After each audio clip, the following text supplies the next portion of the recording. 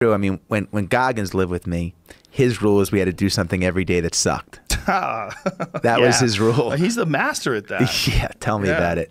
And what did he make you do?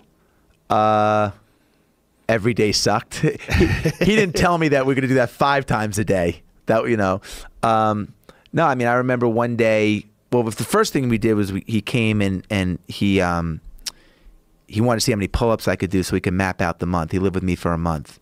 And I went to the pull-up bar and I got like maybe 8 pull-ups, which is an exaggeration. I probably got like 4 pull-ups. You know? A lot of people are listening, so I'll say 8. And then he said, all right, wait 30 seconds, go and do it again. And I went up on the pull-up bar and I did maybe like 3 or 4. He said, all right, wait 30 seconds, I want you to do it again.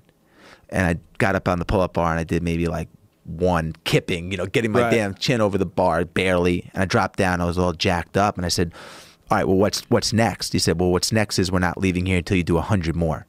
We're not leaving the gym until you do 100 more. That day? Now.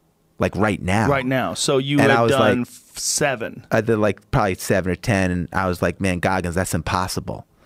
And he said, you know, I already know what your biggest problem is. And he's like, the limitations you're putting on yourself are self-imposed. Get the fuck back on the bar. And, you know, Jesus Roger Christ. that, man. And I got up on the bar, and I over the course of an hour or 2, I did them. And that started our journey of like, you're about to go in a place where you've never been, motherfucker. You know? And, you know, we went, I remember one day I was sitting on the couch and in Connecticut where I was living at the time, and on the ticker on the TV, the emergency broadcast system came up. Stay inside. Freezing rain. Icy conditions, high winds, stay inside. It was like beeping, stay inside. And Goggins was like, this is amazing, man. Let's go for a run. And I'm like, they're telling us the exact opposite, man. They're broadcasting to the whole community to stay inside. Right. So we go for a 10-mile run in the blizzard, and we come home, and I lived on a lake, and kids are playing hockey on the lake. So we go down, and he takes his hand, and he moves all the snow off the ice. He gets a boulder. And he breaks the ice, a little hole in the ice with the boulder, and then he takes his hand, and he makes the hole a little bit bigger, and then he jumps in. And then he points at me, and he takes his finger, and he signals for me to jump in.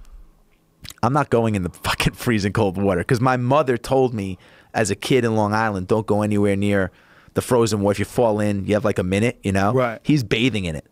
So, of course, I go in, and he looks at me, he's like, man, you got about 2 to 4 minutes, you're gonna get hypothermia. We just went on a run. We got to get you out of the lake. And I go to get out. He goes, you can't get out. He goes, if your skin touches the ice, it's gonna stick to the ice like the kid in Christmas Story, his tongue that sticks to the pole, you know. So he puts my shoes back on my hands and picks my ass up and puts my sock. I put my socks on or whatever, and I bear crawl out of the ice, and I run up, and I see my wife looking out the window as I'm running into the house, and we come in, and she says to Goggins, you know, like, what's the medical benefit of jumping in a frozen lake? And he said to her, there's no medical benefit. She's like, this is what your husband signed up for. You know, he's like, I want to see how far he's willing to go to get to his goals. And I was like, fuck, this is going to be some 30 days, man. Jesus. Wow. What was the toughest thing he made you do? It was just the consistency of it. You know, it was just like, he went everywhere I went. He shadowed me for 30 days. He went to every business meeting. We flew together.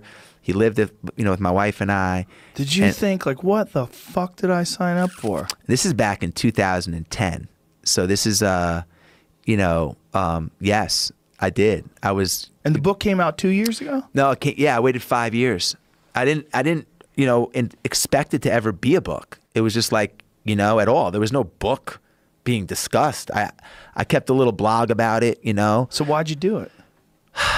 I just felt like there was so much in it. There's so many lessons, and it was funny. Fish out of water, like he's coming into our house. My wife owns Spanx. I mean, like the whole dynamic of this shit was crazy. And I just felt there were a lot of lessons that could be learned through it. And, I just took a shot at it. Jesus Christ.